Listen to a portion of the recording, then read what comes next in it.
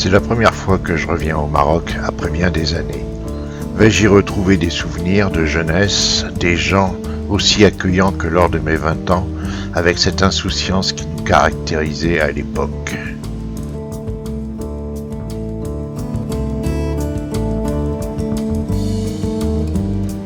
Chefchaouen ou Chaouen, surnommé la ville bleue, est la première ville où j'aimais m'arrêter dans ce pays au contraste aussi étonnant. Avec son cachet si particulier, en plus d'être bâtie à flanc de montagne, elle fascine tous les voyageurs. Elle dégage une impression d'irréel. Les façades de ces maisons sont teintes de bleu et de blanc. Toute la ville semble baignée dans l'azur. On s'y promène comme dans un rêve. Cette petite ville est pleine d'attraits. Son patrimoine est tellement riche de diversité que le choc du Grand Sud vous envahit dès que vous abordez ses venelles et sa petite médina authentique.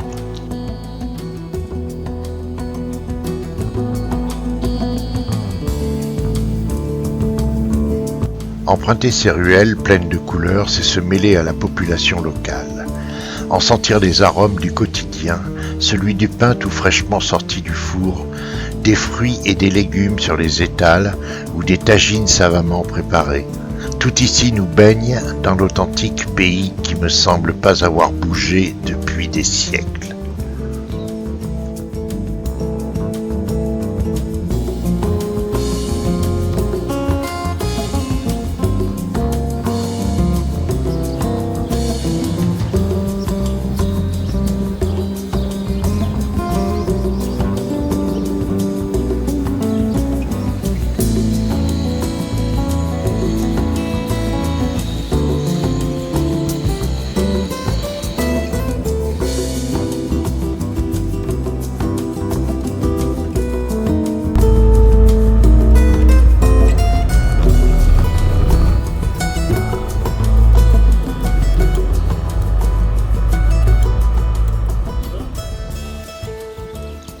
Une petite halte sur les bords du lac Fez Al-Bali, barrage de Al-Wada. Nous retrouvons un milieu pastoral bien vert avec des scènes de vie quotidienne qui nous dépaysent complètement. Les gens d'ici semblent se contenter de peu. Nous adorons ces images de quiétude qu'ils nous laissent entrevoir. Le Maroc, c'est un peu ça, le dépaysement total. Ici, par exemple, on sent une vie simple dans la nature, avec les animaux et les cultures dans une tradition bien ancrée.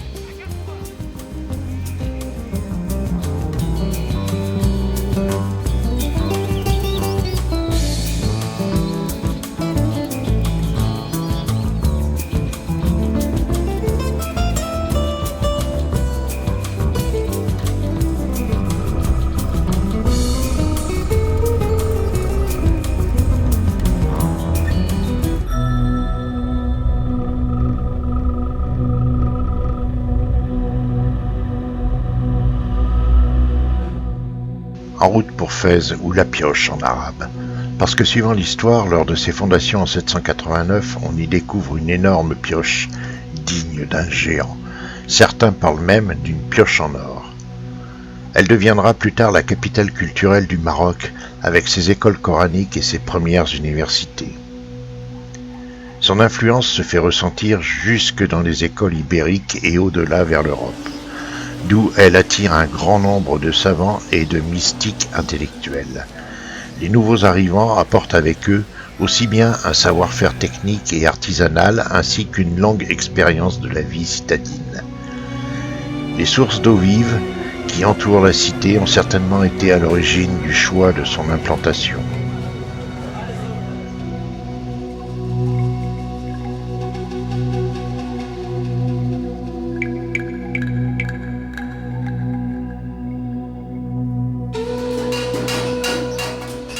Pour moi, une ville extraordinaire, pleine de magie, où le talent des artisans s'admire tout au long de ces rues étroites où seuls les ânes transportent toutes les fournitures pour les besoins des hommes.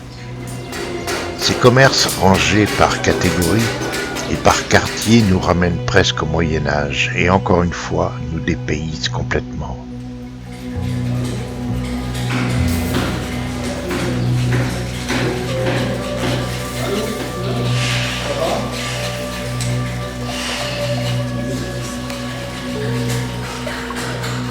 Ordinaire mélange que je photographie avec un plaisir sans nom et qui me parle de ces métiers oubliés chez nous. La cause, une industrialisation et des profits parfois douteux où l'homme n'aurait presque plus sa place, cédé à la finance et à la spéculation. Les petits métiers et les savoir-faire ici semblent survivre et se jouer du temps qui passe.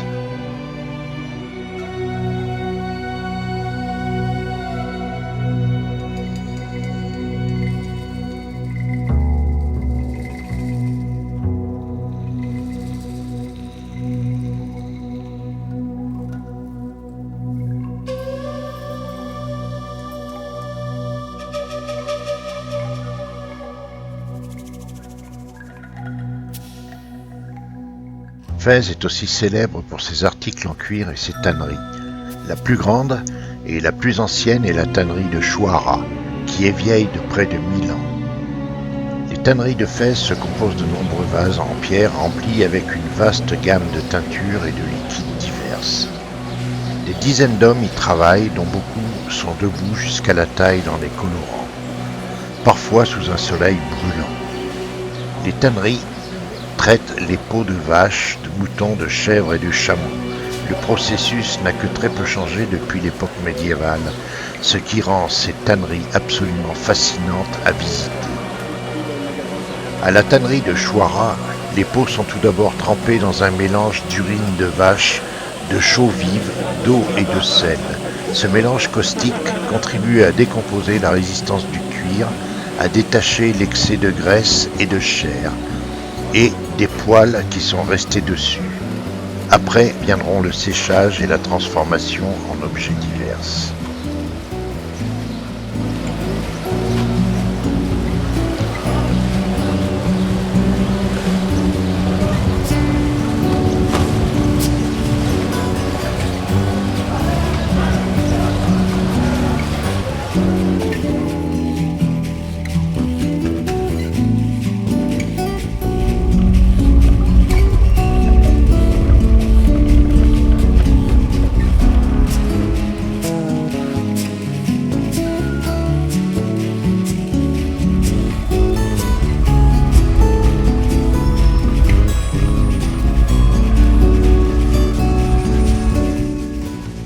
Lac a fait nourrir. Nous sommes dans le Moyen Atlas. Le lac a revêtu ses couleurs d'été et nous livre ses ocres et le reflet de ses eaux turquoises. Nous prenons un repos bien mérité à l'ombre d'une rangée d'arbres de ce parc magnifique. Les oiseaux migrateurs y viennent en nombre. C'est un endroit paisible où seules les grenouilles troublent la nuit par leur croissement incessant. Les bergers viennent y faire boire leurs troupeaux et nous offrent des images bucoliques.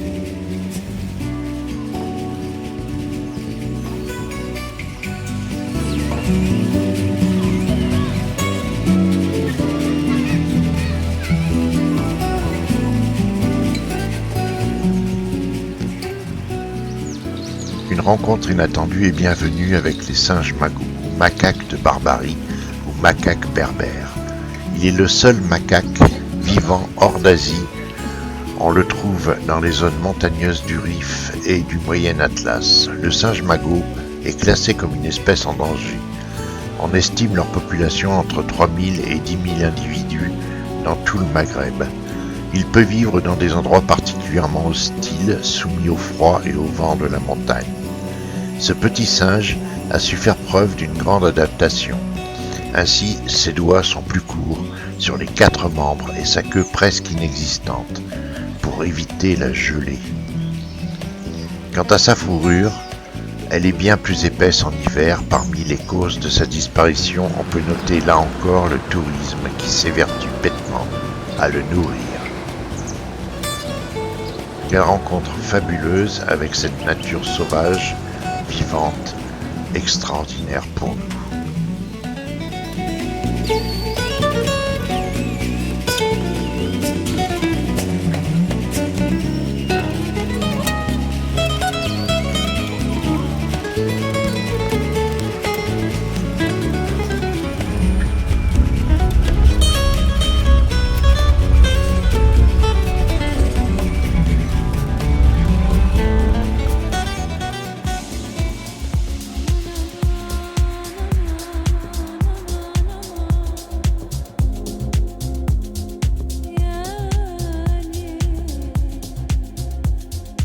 Bien après Khénifra, nous prenons la petite route 302, voire de la piste pour rejoindre le lac Bin El Ouidan, dans le Haut-Atlas.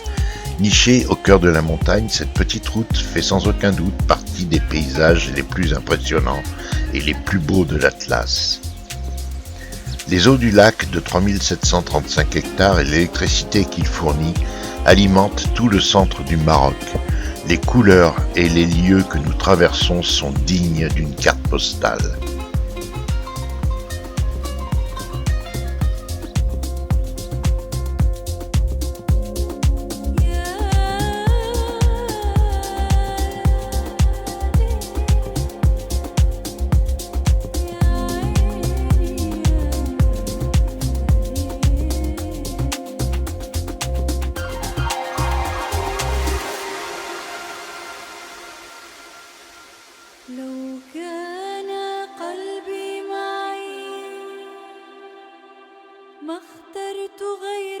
Émerveillement que ces châteaux en pisé, Casbah, Czar ou Tigremt, qui montent la garde à flanc de montagne.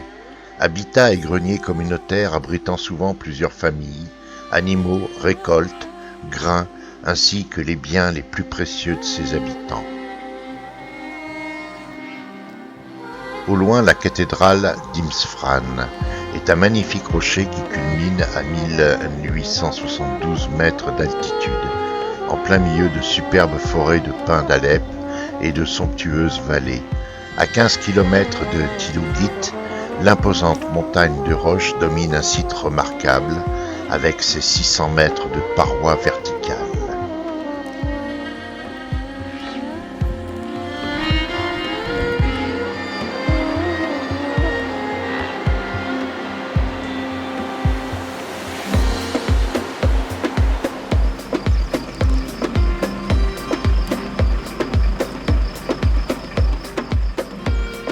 Rencontre au petit matin avec les petits écoliers qui partent à pied prendre leur cours dans le village voisin. Les deux jeunes autostoppeurs étudiants que nous avons ramassés la veille font rire les enfants et leur racontent des histoires de voyage. Le Haut-Atlas est le massif le plus élevé d'Afrique du Nord, parfois surnommé le toit du Maroc. Son nom berbère signifie la montagne qui mugit ou la montagne qui gronde. Il forme une immense barrière d'environ 750 km de longueur qui délimite le Maroc saharien du Maroc atlantique et méditerranéen. Ses deux plus hauts sommets sont le Mgoun, 4068 mètres, et le Toukbal, 4167 mètres.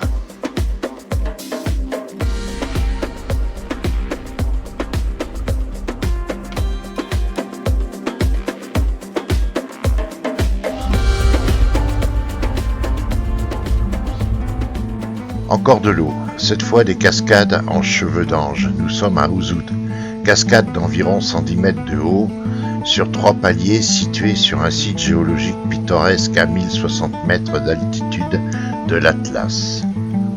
Considérées comme les plus élevées et les plus belles du Maroc, elles se situent dans une vallée verdoyante rurale de grès rouge, semblable à une oasis plantée d'oliveraies, d'amandiers, de figuiers et autres caroubiers, où une douzaine de petits moulins à huile traditionnels sont toujours en activité.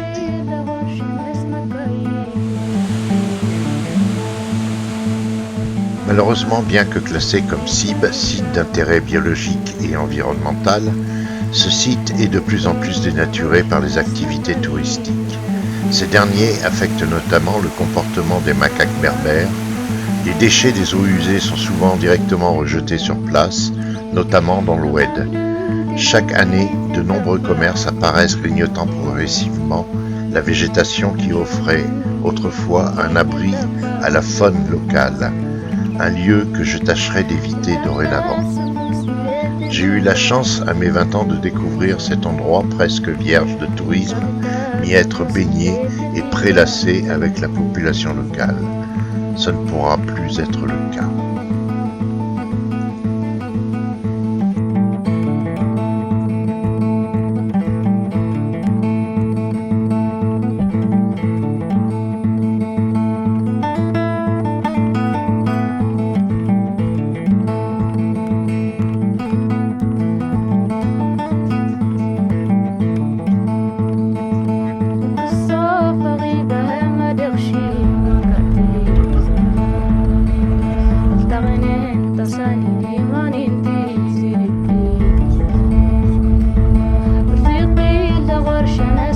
Pour moi, la ville des mouettes, j'en ai jamais tant vu. Bien que la région d'Essaouira soit habitée dès l'Antiquité de manière discontinue par les Phéniciens puis par les Romains, ce n'est qu'à partir du XVIe siècle que le site est véritablement occupé par les Portugais, qui la nomment Mogador, et qui édifient en 1506 la forteresse, le Castelo Real, et des remparts rapidement abandonnés devant la résistance acharnée de la population locale.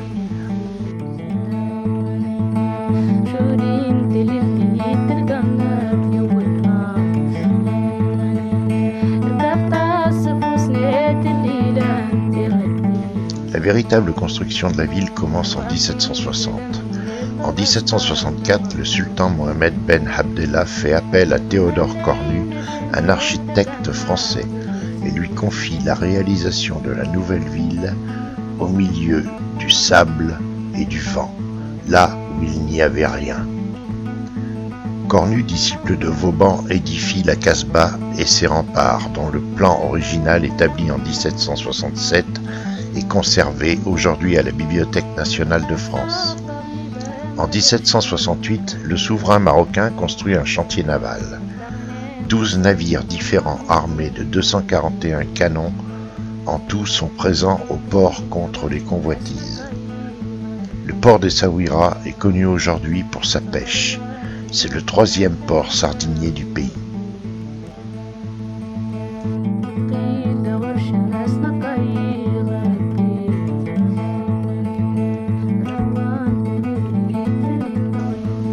La ville d'Essaouira dispose d'un fort potentiel touristique, grâce notamment à ses atouts naturels, historiques et culturels, devenant ainsi une grande destination touristique. Sa médina, inscrite au patrimoine mondial de l'UNESCO, l'îlot de Mogador, son port, ses plages permettent la pratique des sports nautiques, font de la province une destination touristique de qualité. La ville accueille chaque année le festival de la musique Gnawa, de style africain. C'est ainsi qu'en 2008, plus de 165 000 touristes ont visité la ville.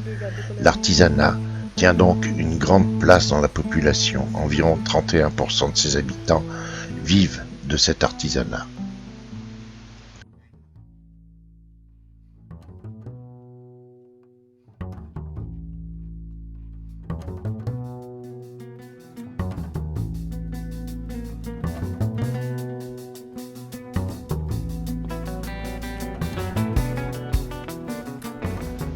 Balade jusqu'au cap Tafelneh par une piste défoncée que le nomade emprunte une fois de plus sans broncher.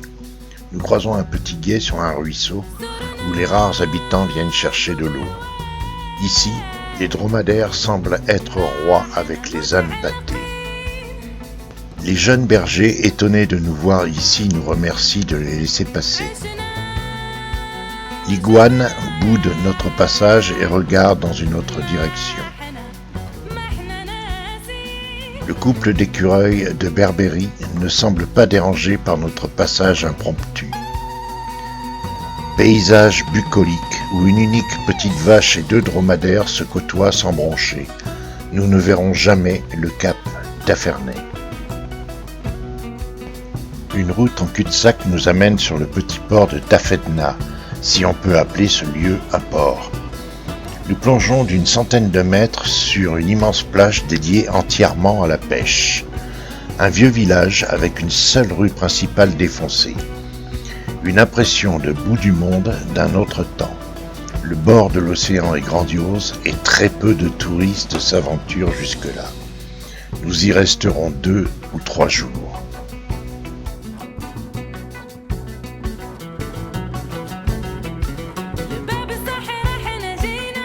Le balai incessant des tracteurs où se hissent les barcasses et les hommes de mer semble complètement irréel et un peu risqué tout de même.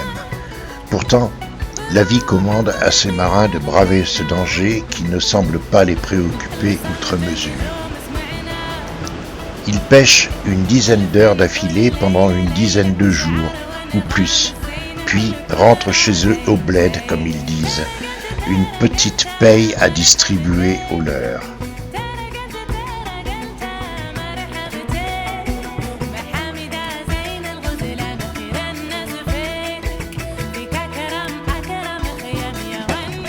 rentrons maintenant dans l'anti-Atlas sur la route 104. Nous passons devant des villages fortifiés occupant les hauts des pitons rocheux, bien souvent abandonnés à cause de la sécheresse. Les différentes tribus berbères se partageaient ces casbahs en hauteur et pouvaient ainsi observer tous les mouvements suspects dans les vallées. Les cultures en espalier sont encore visibles et nous racontent le manque d'eau qui ont poussé les familles à déserter ces campagnes pour d'autres activités que l'agriculture. Tafraout, 6000 habitants, se situe dans un site exceptionnel d'une petite vallée à 1200 mètres d'altitude, coincée entre deux sommets de l'anti-Atlas. Le soleil couchant nous donne à contempler une gamme de couleurs incroyables sur cette myriade de rochers de granit rose, de formes et de tailles diverses. Il se dresse au-dessus d'une palmeraie abritant des arganiers et des plantations d'amandiers et d'oliviers. À l'origine de la ville, un souk où l'on échange.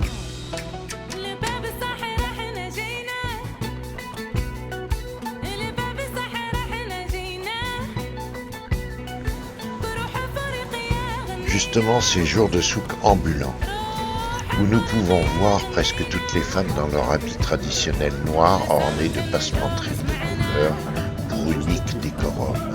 Cette image est saisissante pour nous, Européens. La tradition ici se respecte, même pour les femmes citadines qui reviennent en simple visite.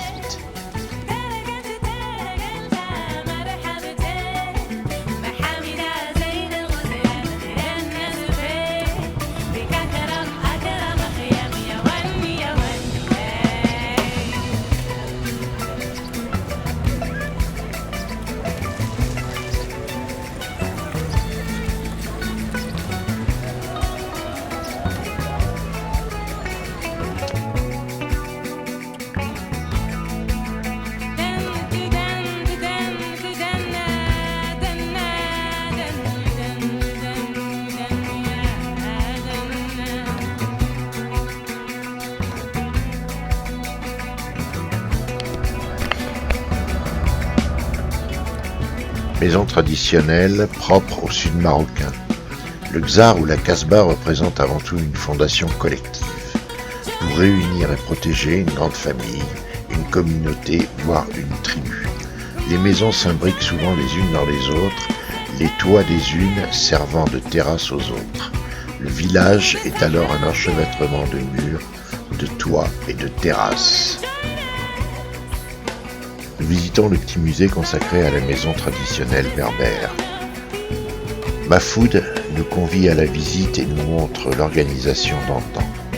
Les ustensiles, les outils et les objets de la vie courante d'antan sont entreposés dans les pièces dédiées. Il nous parle de la fabrication de l'huile d'arganier. Le Maroc est le seul pays au monde où pousse cet arbre. Son fruit donne une huile incomparable, très prisée. Murs de pisé et de paille. Nous saluons l'initiative de Mahfoud car il y a tellement de maisons détruites et abandonnées à cause de la sécheresse et des migrations de population vers les villes que ce témoignage et cette restitution d'une époque révolue est touchante et mérite des encouragements. À quelques 8 km de Tafraout, nous croisons un endroit surréaliste et naïf à la fois, dans un petit parc aménagé au bord de la route. Puis vient cet espace immense où un artiste surréaliste belge, Jean Vérane, en 1985 peint des rochers en rose, bleu, vert et pastélise la nature. Personnellement, je ne goûte pas cette plaisanterie. Je préfère l'état brut de mes deux gros cailloux et cette vallée extraordinairement riche en volume et sculptures naturelles.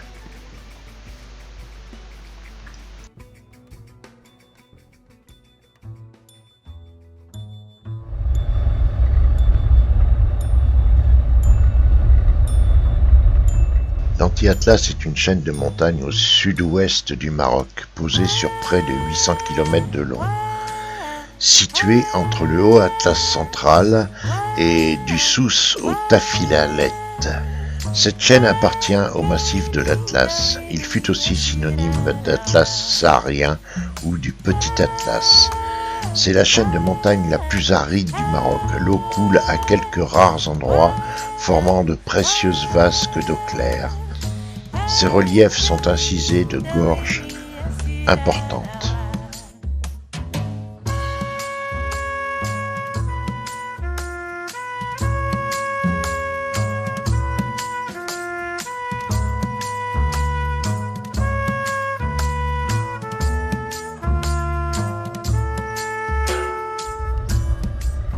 Les gorges d'Aït Mansour forment une magnifique oasis. On ne peut pas séjourner à Tafraout sans aller voir la Palmeraie, la vallée où croissent des palmiers dattiers et les lauriers en fleurs. On s'y rend maintenant par une route goudronnée en passant par le village de Tazrit. La route grimpe sec, puis c'est la plongée au fond d'un canyon très étroit. L'Aït Mansour regroupe plusieurs douars le long de la vallée. L'eau, les palmiers, les lauriers, le soleil qui se réverbère sur les falaises et filtre à travers les palmes donnent une impression de petit paradis bien douillet. Surtout quand on vient de traverser toutes ces zones arides pour s'y rendre. Pour moi, la première fois que je vois un véritable oasis, c'est un enchantement total, où les ombres et la fraîcheur vous libèrent totalement du poids des chaleurs harassantes de ces déserts de pierre.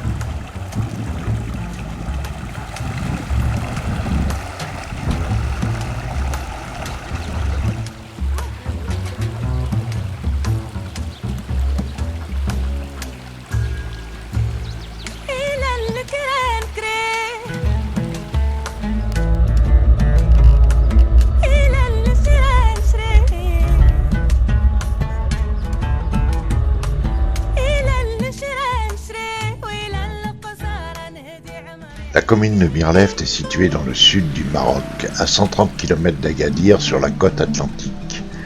Le village de Mirleft est une petite perle pittoresque. Sa rue principale comporte des arcades, toutes bleues, sous lesquelles se répartissent les commerces, une sorte de souk lumineux et tranquille au climat rafraîchi par l'océan.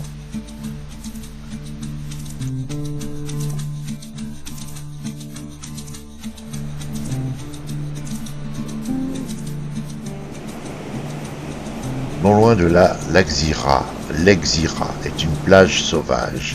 C'est un site touristique majeur. L'Arche et ses vapeurs de mer sous lesquelles nous nous déplaçons nous procurent une sensation d'autres planètes, d'autres lieux. Les rouleaux de la mer qui se brisent sur les rochers nous apportent une bruine bienvenue.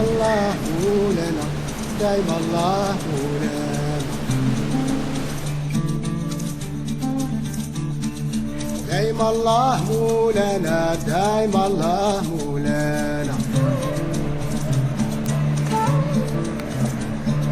انظروا العربي Sidi Ifni se trouve sur la côte atlantique au sud entre les villes de Tisnit et de Guelmim, à 160 km au sud d'Agadir.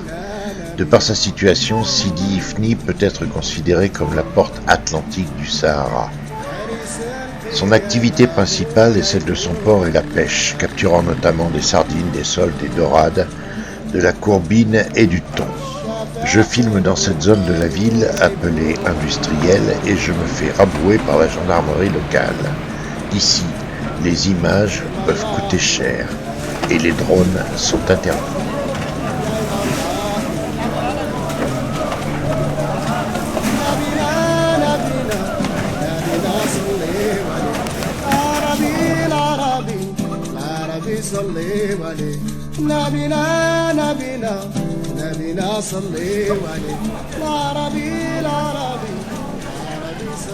Petite sardinade dans la Médina, non loin du port industriel. Allez, je rigole. Carrément du producteur au consommateur.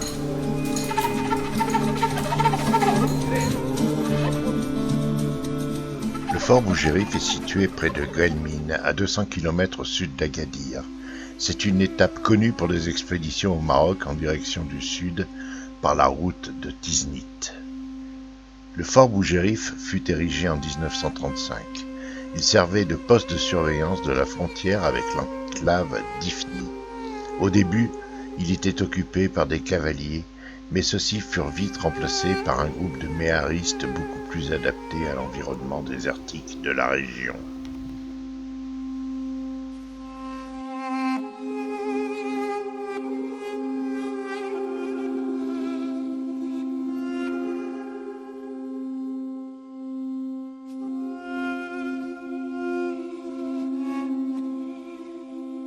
Bougérif donne l'agréable sensation d'être perdu dans l'immensité du désert. Seul le fort des voiles ses ruines vous offre une petite visite agréable et vous laisse de beaux souvenirs. J'ai pu aisément imaginer me retrouver à Fort Sagan au milieu de nulle part, esselé comme perdu. Tout cela m'est arrivé aux portes d'une terre aride où le silence force à des songes étranges, faits d'une musique de pierre qui craque. L'eau y est pourtant présente dans la petite vallée et son murmure chasse les tristesses du passé. Le bruissement des feuilles de palmier et les quelques oiseaux qui nous parlent nous disent que la vie pourtant existe en ces lieux reculés. Étrange moment solitaire où la vie s'exprime d'un rien.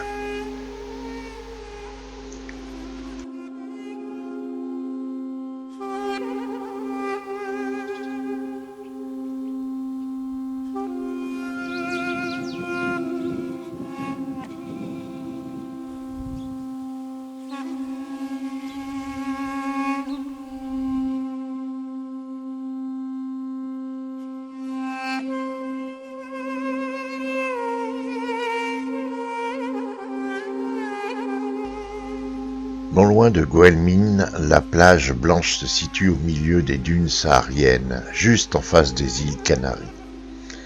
La plage blanche, pour moi, est une véritable invitation à l'évasion. Seul, au milieu d'étendues sans fin et désertiques, je respire comme une vraie solitude. Le tumulte de la mer qui s'échoue sur les dunes de sable infini me montre la force étonnante d'une nature qui remplit ce vide. Cette immensité presque désertique souligne une fois de plus mes fragilités. Les pistes s'entrecroisent et donnent un endroit de bivouac sublime au pied de l'oued drap qui se perd dans les vagues de l'océan. La plage blanche doit son nom aux aviateurs de l'aéropostale qui survolaient justement ce ruban blanc pour parfaire leur route jusqu'aux pistes sénégalaises. Depuis, elle a gardé ce nom qui délimite cette bordure du littoral saharien à la pâleur embrumée des flots de l'océan. La plage blanche n'est qu'une étendue vierge de sable, fin, étale et énigmatique dans ses lignes de fuite. Ici, la nature jouit de paysages, d'une beauté surprenante, d'un environnement naturel préservé. De la plage blanche à Tata, nous traversons d'incroyables zones arides et presque désertiques de l'anti-Atlas. La vie pastorale continue malgré tout, ce qui représente pour nous une pauvre existence. Les jeunes dromadaires subsistent dans la pierraille et l'inconfort des strates de la montagne gardées par un homme qui semble désœuvré. Plus loin, le berger tire de l'eau d'un puits pour abreuver ses bêtes.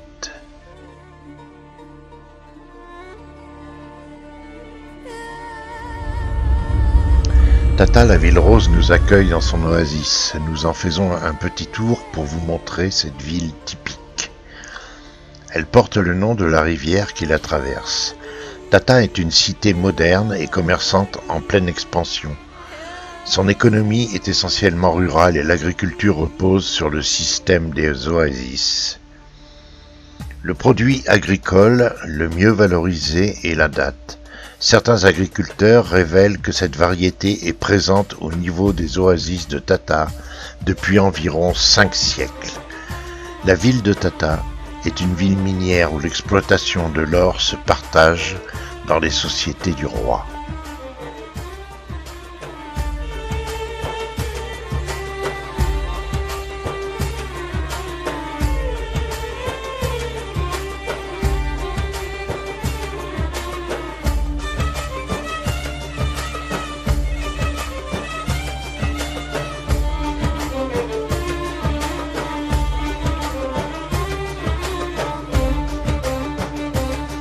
Nous arrivons à la porte du Grand Sud, connue comme la porte du Sahara.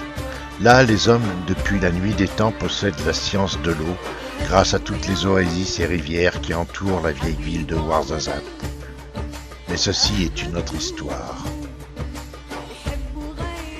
Quant à nous, nous trouvons refuge dans la Casbah palmeraire du Caïd Ali, à quelques encablures de la petite ville d'Agz, sur la route de Zagora.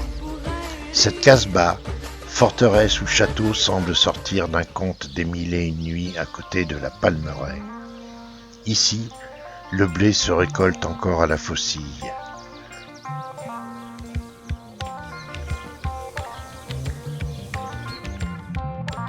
Les enfants, comme partout dans le monde, savent s'amuser d'un rien, pendant que les parents récoltent le blé avec des gestes ancestraux. Nous longeons une autre Casbah, un fort qui servit de prison. Son architecture aussi est grandiose, mais son torchis semble en piteux état. Se réfugier ici contre les vents de sable et les pillards devait être rassurant, vu les murs et leur épaisseur.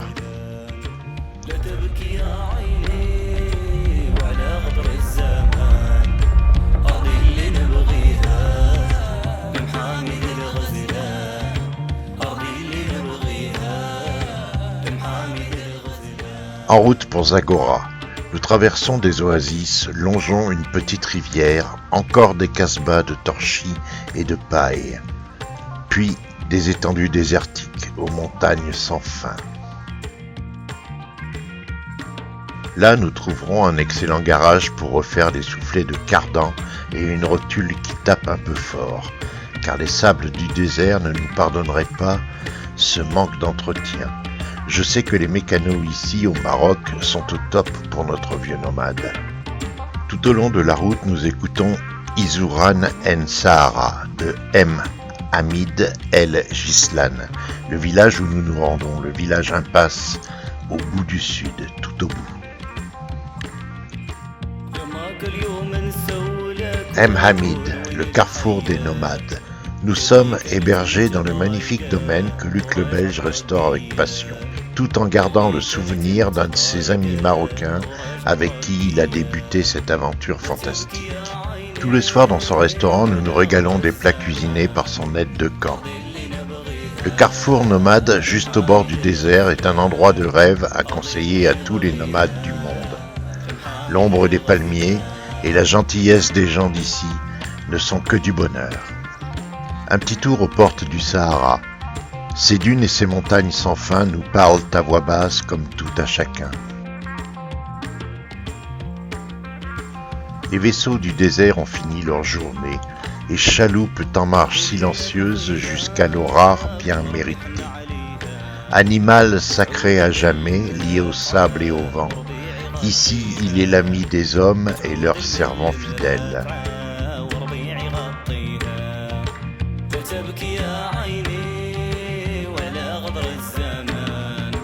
Je recherche ce que ce désert bouleverse en moi. Je retrouve mon silence dans l'immensité des dunes de sable et de ces montagnes de granit noir. Les poètes ont écrit, les poètes ont raconté bien des choses sur les déserts du monde. La solitude, les riens, le temps qui s'égrène comme le sable des dunes, les vents qui soufflent sur les traces de l'homme, le soleil qui brûle jusqu'aux entrailles de la terre et les oasis qui réconfortent et régénèrent. Tout ceci me semble bien l'essence même de la vie. J'ai toujours aimé le désert. On s'assoit sur une dune de sable, on ne voit rien, on n'entend rien, et cependant quelque chose rayonne en silence. Antoine de Saint-Exupéry. Où sont les hommes, reprit enfin le petit prince. On est un peu seul dans le désert. On est seul aussi chez les hommes, dit le serpent. Visite et dédale ombragé de la Casbah associative de M. Hamid. Les enfants ici semblent rayonnants d'innocence comme souvent dans ce monde incertain.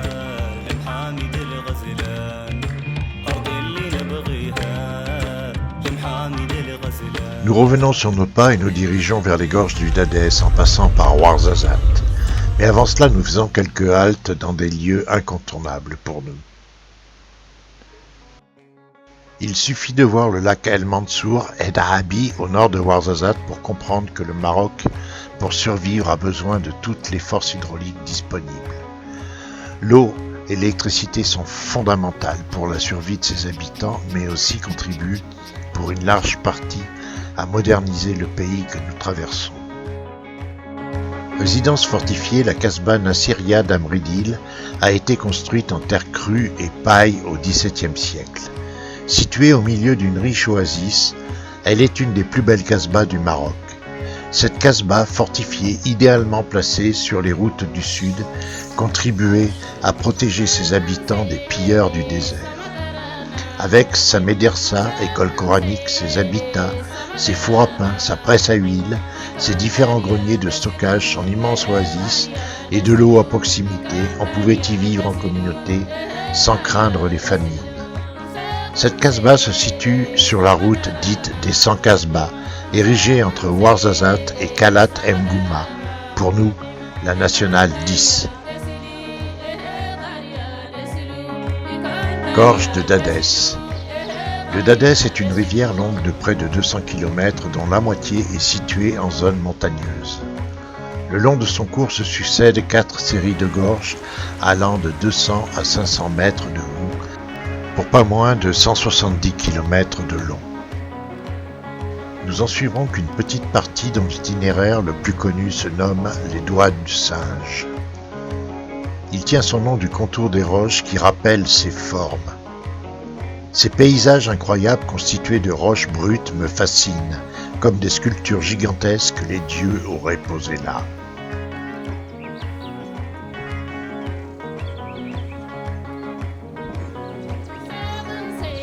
Située dans le Haut Atlas, la rivière serpente dans un paysage aride qui est entouré de nombreuses oasis où l'on trouve figuiers, dattiers et amandiers.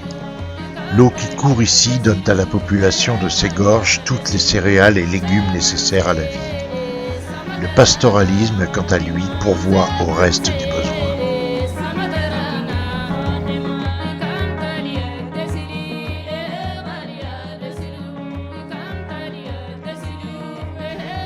Les gorges pour nous sont un spectacle d'extraordinaires paysages.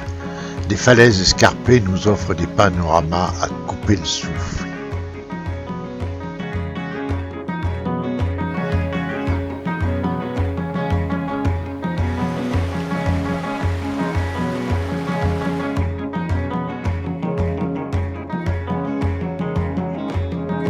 De temps à autre, nous longeons des routes enlacées que l'on penserait d'une pente impossible.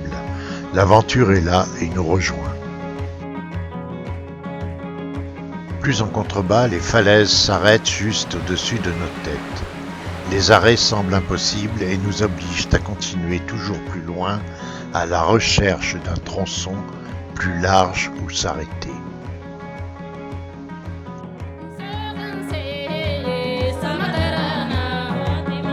Autre lieu, autre gorge, gorge du Todra. Cette vallée est entourée d'un paysage montagneux qui est digne des westerns américains.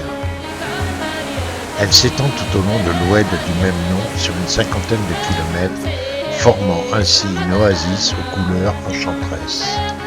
L'oued prend sa source au pied du Haut Atlas pour se perdre dans le désert du Sahara. En promenade au cœur de cette immense oasis, nous rencontrons des paysages époustouflants de canyons et de gorges verdoyantes. L'oasis se déploie comme un serpent au milieu d'étendues désertiques, sur une distance d'une vingtaine de kilomètres. Le patrimoine architectural de la vallée de Todra conserve un cachet particulier, notamment par le fait qu'il s'harmonise parfaitement avec les montagnes qui l'entourent. Il comporte une quarantaine de czars, casbahs aux proportions différentes, alors que la vie quotidienne qui l'habite est essentiellement paysanne et pastorale, et me semble bien pauvre.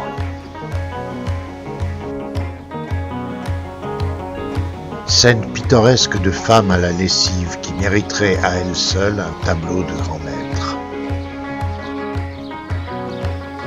Nous sommes à la mi-juin et le spectacle des champs livre des images extraordinaires de ruralité. Le passé ici ressurgit. Les blés coupés à la faucille bien souvent par les femmes sont disposés le long de la route dans l'attente d'un hypothétique transporteur. Les hommes, quant à eux, dans la montagne, surveillent leurs biens.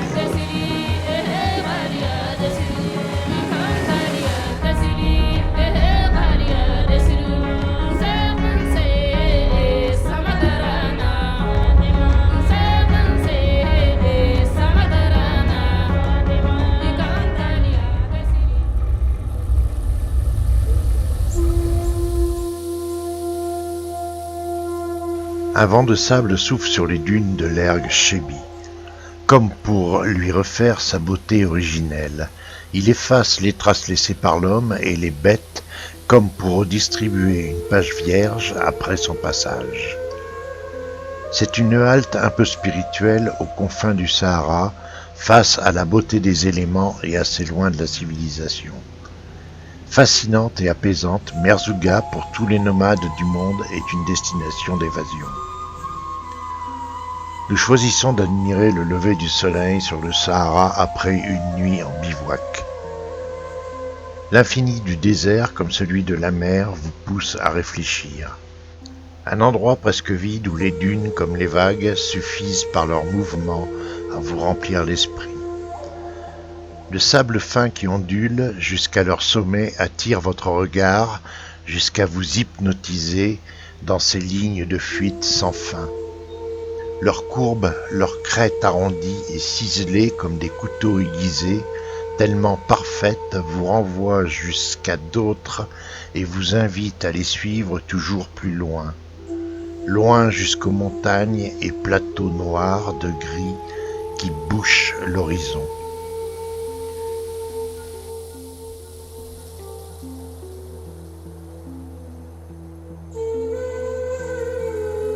Un autre désert s'offre à nous, celui-là de sable et de pierres grises nous semble beaucoup plus austère.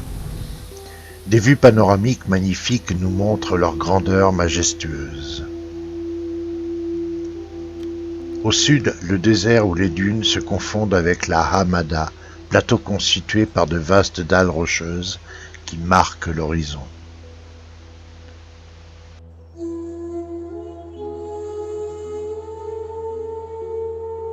Ailleurs, dans la pierraille, se trouvent les mines de minerai de Memphis. Les mines à ciel ouvert, un peu partout dans ce désert, sont encore actives aujourd'hui, et les travailleurs berbères s'aventurent chaque jour dans des puits de plus de 30 mètres de profondeur. Le village presque abandonné qui nous donne une drôle de sensation de vide. Plus haut, les mines de plomb, de barytine et du fameux kohl, qui surveille la petite mosquée et la caserne encore debout et entretenue par les derniers soldats. Le vieux puits offre encore son eau aux pèlerins qui passent.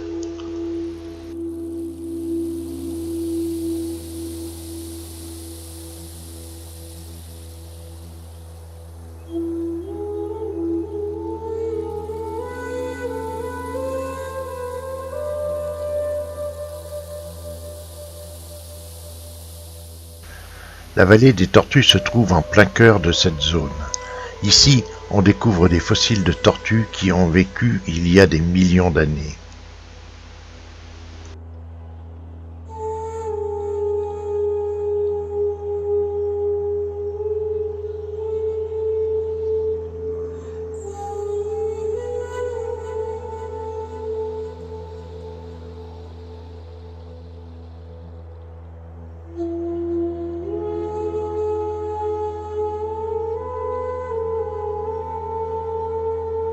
Une étendue qui ressemble à s'y méprendre au paysage lunaire que l'on a forcément envie de filmer.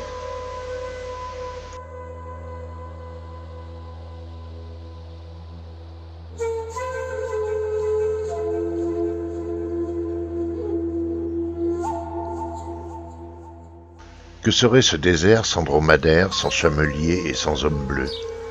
Certainement comme un ciel sans étoiles, un soleil sans lumière ou une mer sans vaisseau. L'hirondelle ne fait pas le printemps, mais le chameau, pour sûr, fait le désert. Ce que le chameau imagine, le chamelier le devine, et le désert l'accomplit.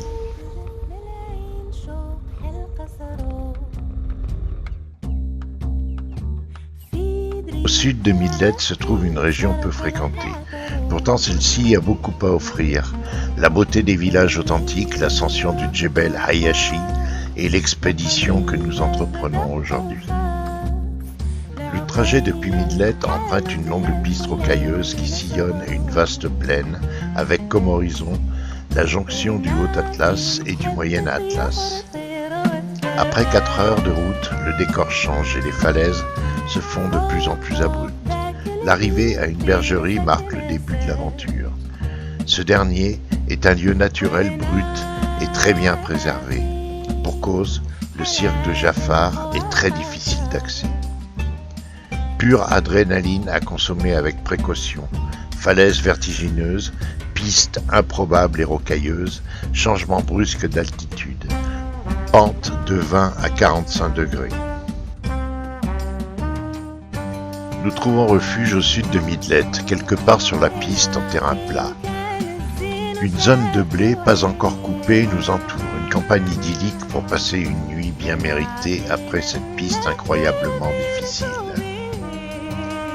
Nous sommes surpris à l'heure de notre apéro ou de notre thé par un énorme troupeau de dromadaires, le plus impressionnant que je n'ai jamais vu. Il est vrai qu'ici le dromadaire est l'égal de la vache chez nous. Le plus marquant dans cette image, c'est que le troupeau entier piétine un champ de blé des deux côtés de la piste et broute ses pailles avec un certain délice. Le petit chamelier s'évertue à rassembler son troupeau, mais je ne donne pas cher de sa peau quand les autres paysans découvriront leur récolte souillée.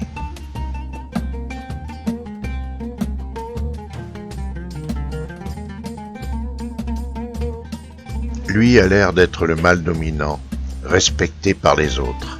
Il a l'air aussi de se désintéresser complètement des céréales qu'il foule sans précaution.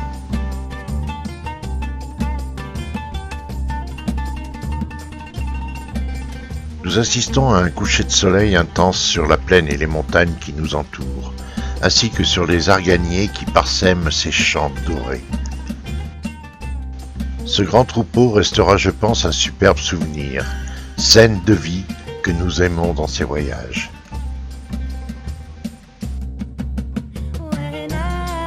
Bien souvent, les gens, les amis et la famille me disent qu'ils aimeraient bien nous voir dans les films. Nous n'entretenons pas trop le culte de la personnalité, mais bon, voilà, ça sera fait. C'est nous devant une belle porte à Fès et dans le désert de Merzouga. Alors la bise à tous.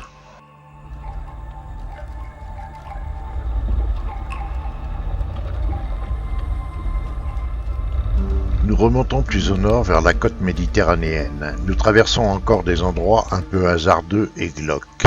C'est le moins qu'on puisse dire.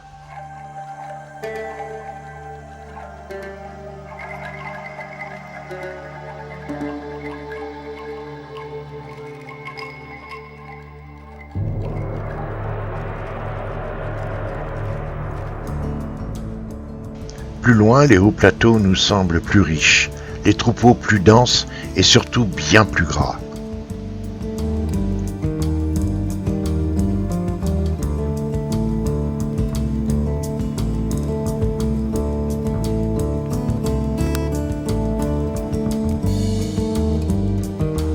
Les blés recouvrent partout les champs que nous traversons et nous offrent les couleurs de l'opulence.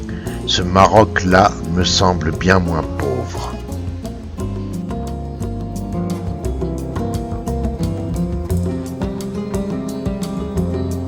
Les nomades ici aussi, comme dans beaucoup de régions du monde, suivent encore leurs troupeaux au gré de ce qui pousse à travers les pierres. Les tentes traditionnelles protègent encore les bédouins de ce moyen Atlas qui souffle autant de chaud en été que de froid en hiver.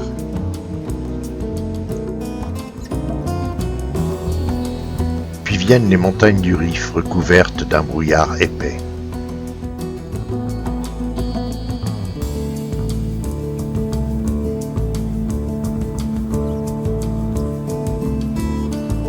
Nous retrouvons la Méditerranée. Nous avons adoré ce voyage, ses peuples, ses couleurs, ses paysages, ses traditions, ses musiques et sa nourriture.